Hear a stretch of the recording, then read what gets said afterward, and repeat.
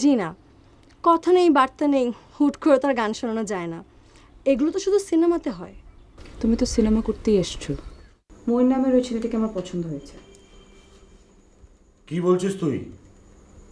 হ্যাঁ বাবা, বিয়ে করলে আমি ওই ছেলেকেই বিয়ে করব। করুণাও এক ধরনের ভালোবাসা, তবে ক্ষতিকারক ভালোবাসা। এই ভালোবাসা মানুষকে অসুস্থ করে দেয়, যেমন আমাকে করে দিয়েছে।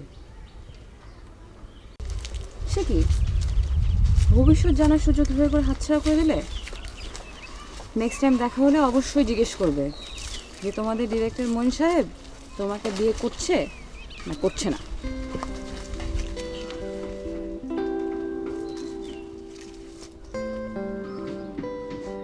আমার উপর খুব রাগ লাগছে বকুল। জি না, একদম রাগ লাগছে না। তবে আমার মনে হয় তোমার আমার উপর অনেক রাগ হচ্ছে। রাগ করো না বকুল, আমি যা বললাম তোমার ভালোর জন্যই বললাম। হ্যাঁ, মন্দের জন্য যেসব কথা বলা হয় সেগুলো শুনতে খুব ভালো লাগে, তবে ভালোর জন্য যেসব কথা বলা হয় সেগুলো শুনতে অসহ্য লাগে। ঠিক খাবারের মতো, পৃথিবীর যাবতীয় সুস্বাদু খাবার আসলে অস্বাস্থ্যকর, আর তিতা জাতীয় খাবার শরীরের জন্য খুব ভালো। আমার একটুও অসহ্য লাগছে না, আমি খুব আগ্রহ নিয়ে আপনার কথা শুনছি।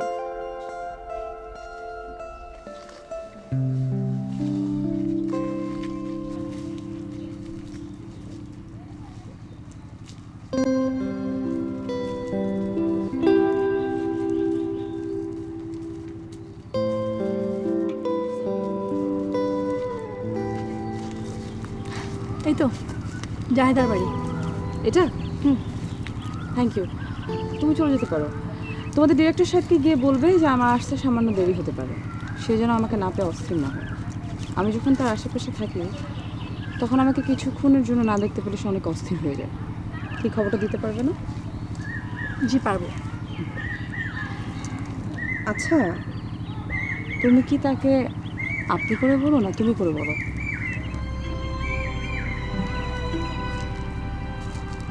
বকুল, বলে গেলে না? আপনি করে বলো না তুমি করে বলো?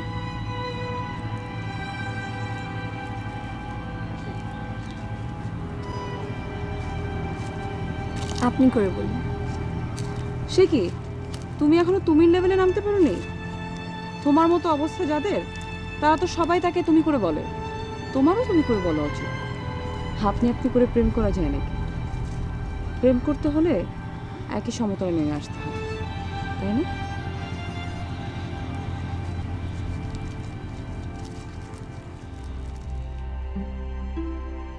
কত সহজ ভঙ্গিতে তিনি চলে যাচ্ছেন, যেন কিছুই হয়নি। নিশ্চয়ই তিনি জাহিদার সঙ্গে অনেক মজার মজার গল্প করবেন। আমার ক্যাম্পে ফিরতে ইচ্ছা করছে না। এই চান্সে সোমেশ্বরী নদীটাকে একবার দেখে আসবো। কেন জানি খুব ঘুম পাচ্ছে, মনে হচ্ছে আমি অনেক দিন ঘুমাইনি। ক্যাম্পে গিয়ে বিছানায় এলিয়ে পড়লেই আমি গাঢ় ঘুমে তলিয়ে যাব। কে জানে, সেই ঘুম হয়তো কোনোদিনও ভাঙবে না।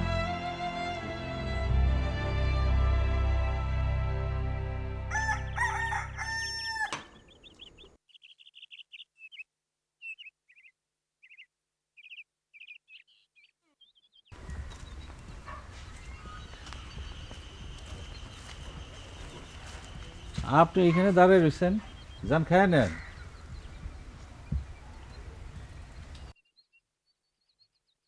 কি হলো, কথা কইতেছেন না? আমার বকু। আরে বকুল খাইবো, সে পরে খাইতে পারবো, আপনি যে খেয়ে নেন। না, আমি তো বুঝতে পারলাম না, মানে ডিরেক্টরের বউকে গান শোনাতে কতক্ষণ সময় লাগে? এতক্ষণে তো পৃথিবীর সব গান শোনানো হয়ে যাওয়ার কথা। খালি কি গানই গাইতেছে, লোকে তো গল্প করতেছে। কিসের গল্প? সেটা তো কইতে পারি না, আমি তো পাশে বইয়া কান পাইতে শুনি নাই। কিন্তু আপনি যাইয়া খায় নেন, ও খাইবো।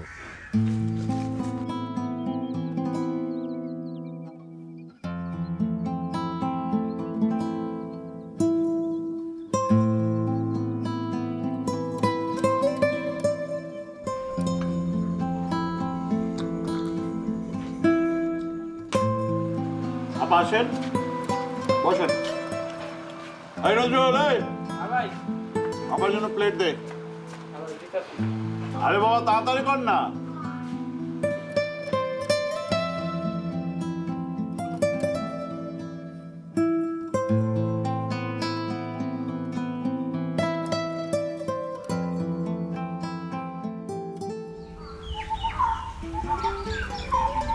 আসলে এই মেয়েটার গলা কিন্তু খুব ভালো।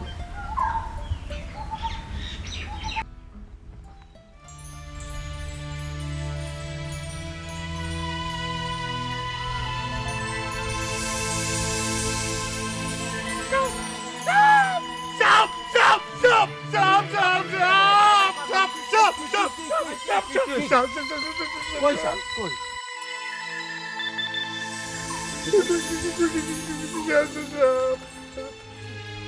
মাথাটা গেছে তোমার, সাপ করছি তা এনে চিল্লাইলে হবে? যাও যাও তুমি রুমে যাও, যাও রুমে যাও, আবার যাও। কই সাপ নাই তো, এই যে আমি এনে যাও, কই সাপ নাই তো। যাও কেমন করে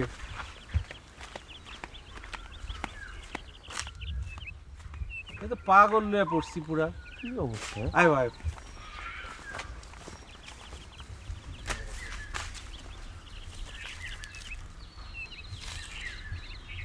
কই কিছুই তো দেখা যায় না। কই সাপ কই? ফালতু ফালতু লোকেশনটা পাগল ছাগল দিয়ে বইরে গেছে। আর কই না, চলে চলে আপনার ওইদিকে আয়।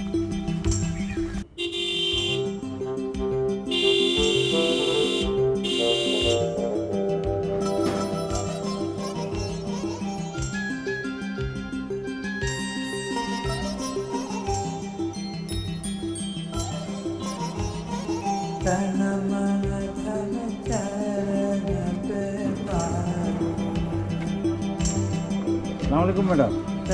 সোরা, কেমন আছো? জি ম্যাডাম ভালো। আপনার রাস্তায় কোনো অসুবিধা নেই তো? না, ঠিক আছে।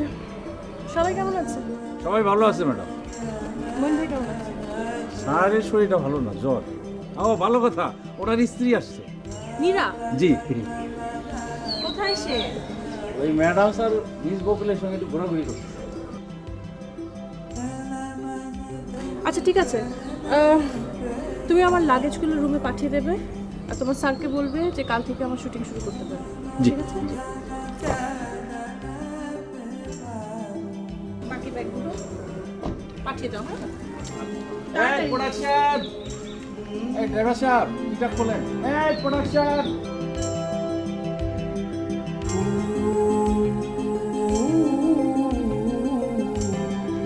শোনো বকুল, করুণাও এক ধরনের ভালোবাসা, তবে ক্ষতিকারক ভালোবাসা। এই ভালোবাসা মানুষকে অসুস্থ করে দেয়, যেমন আমাকে করে দিয়েছে। অকারণে তোমার সঙ্গে এত কথা বলছি, এত প্রশ্ন করছি, অযথাই হাসছি। এগুলো করার কোনো দরকার ছিল না। তুমি প্রেমে পড়েছো, পড়তেই পারো। আমিও তো প্রেমে পড়েছিলাম, জানি না শুনি না একজনকে বিয়ে করার জন্য পাগল হয়ে গিয়েছিলাম। তুমি যদি পাগল হও তাতে দোষ কি?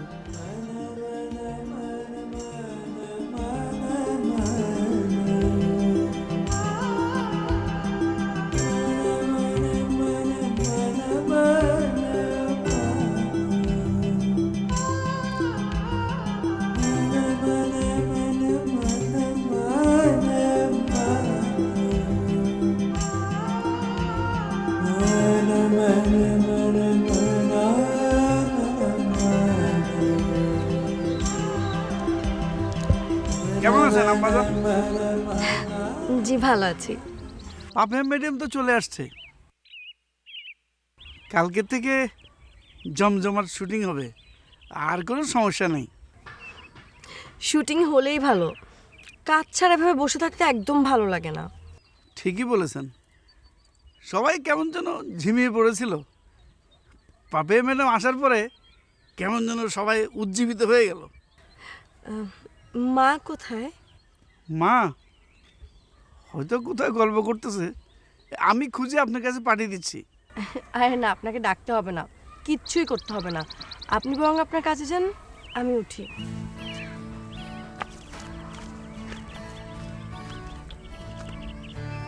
ছোট ম্যাডাম কি না যাই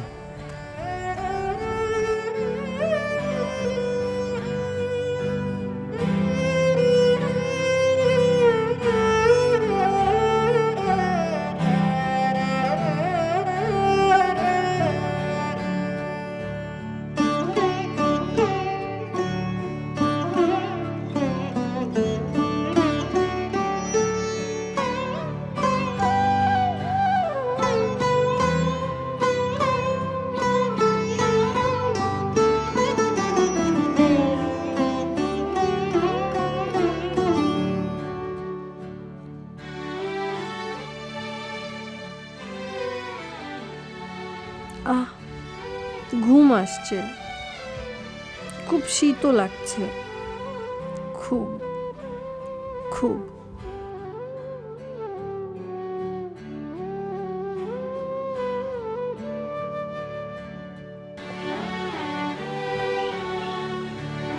বকুল কি একা এসেছে? জি, একাই ফিরছে। আর নীরা? নীরা ম্যাডাম তো আসে না স্যার, সে নাকি ওই জায়দার বাড়িতে গেছে। জায়দাকে? ওই যে এই গ্রামে একটা মেয়ে আছে, ভবিষ্যৎ বলে দিতে পারে, সে। স্যার, পাপিয়া ম্যাডাম তো আসছে, আমারে বললো আগামীকাল থেকে শুটিংও করবে। ভালো। ওই চিৎকারটা যে শুনলাম, ওইটা কিছু না, ওই সেলিমের ঘরের মধ্যে সাপ ঢুকছিল, সবাই মিললে ওটার মাইরে ফেলছে, এখন কোনো সমস্যা নাই। শোনো, সবাইকে সাবধান থাকতে বলো। জি। ঠিক আছে, যাও।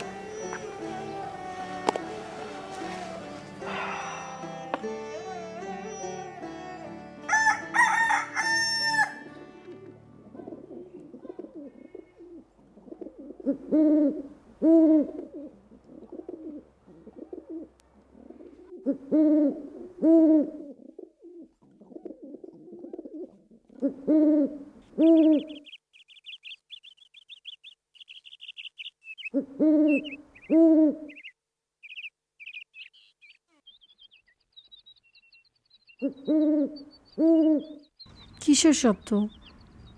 ঘুঘু? আচ্ছা, এখন সকাল না দুপুর? সব কেমন এলোমেলো লাগছে, কিছুই বুঝতে পারছি না। মনে হচ্ছে সকাল, কেমন নরম নরম আলো। আচ্ছা, সকালবেলা ঘুঘু ডাকছে কেন? ঘুঘু তো ডাকবে দুপুরে, উল্টাপাল্টা ডাকছে কেন?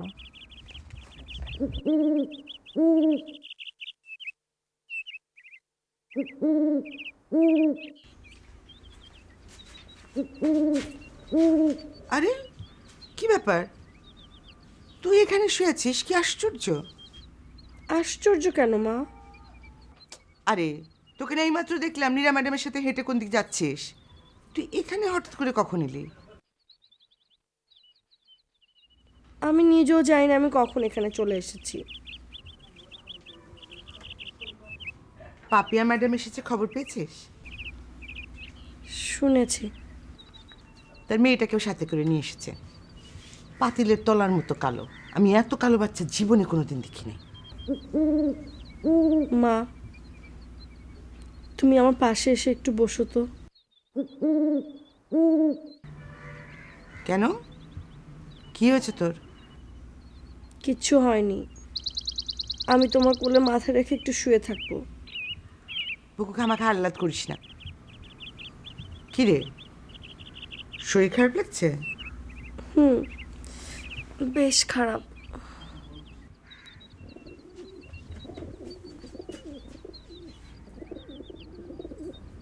কই, জ্বর নাই তো? গা তো একদম নদীর তলার মতো ঠান্ডা। জ্বর না থাকলেও শরীর ভয়ঙ্কর খারাপ করেছে, খুব খারাপ লাগছে মা, খুব খারাপ।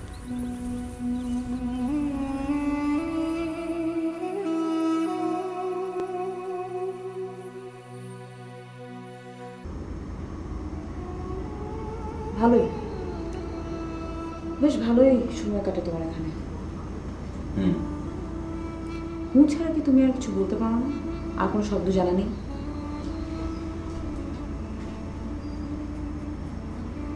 দিনের পর দিন বসে থাকো, কোনো শুটিং করতে হয় না। আর দুজন নায়িকা তো আছেই।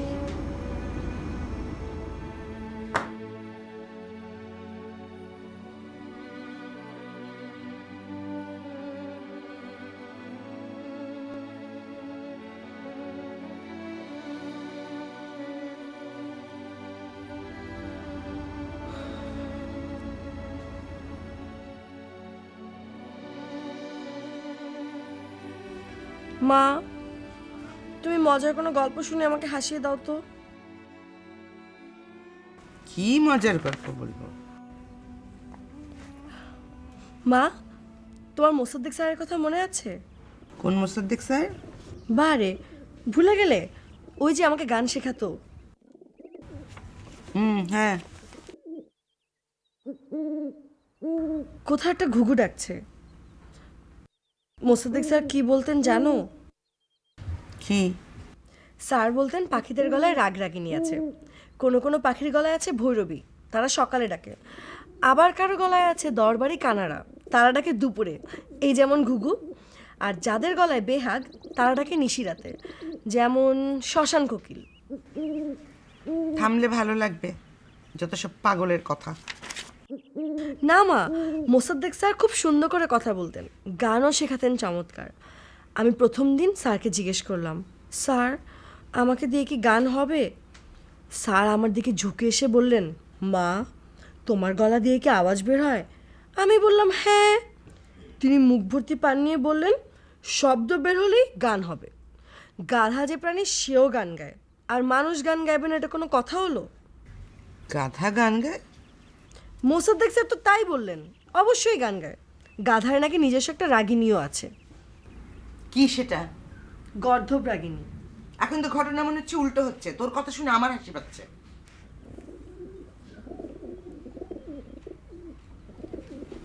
মোসাদ্দেক স্যার শিক্ষক হিসেবে যেমন চমৎকার ছিলেন, মানুষ হিসেবেও সবার জন্য তার অসম্ভব মায়া মমতা ছিল। তিনি আরো কি বলতেন জানো মা? কি বলতেন? তিনি বলতেন গানের শিক্ষকরা জায়গায় জায়গায় গানের চারাগাছ পুঁতে দেয়।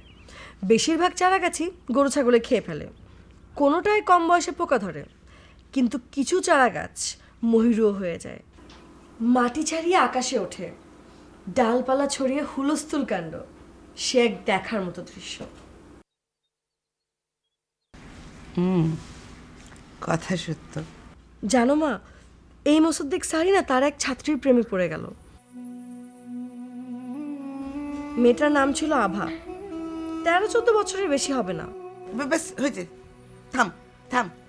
এই মোসাদ্দেক স্যারের গল্প আমি শুনতে চাই না, একদম চুপ করে থাক।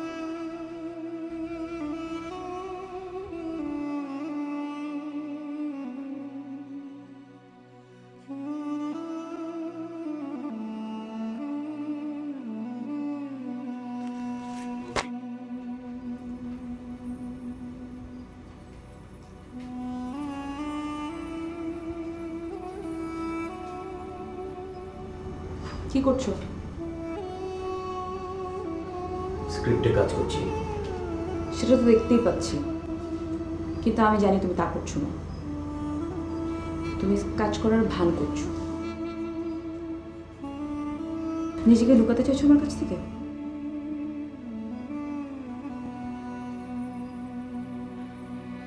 তোমার যদি আমাকে সহ্য না হয়, তুমি তোমার যে কোনো নায়িকার রুমে চলে যেতে পারো। I don't have any problem. You're most welcome. কি বলছো তুমি এসব? এমনি জোক করছে আর কি।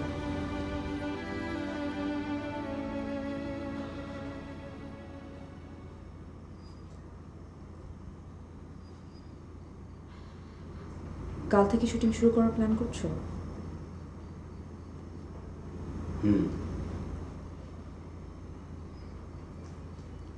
কিন্তু আমার কিছু শর্ত আছে।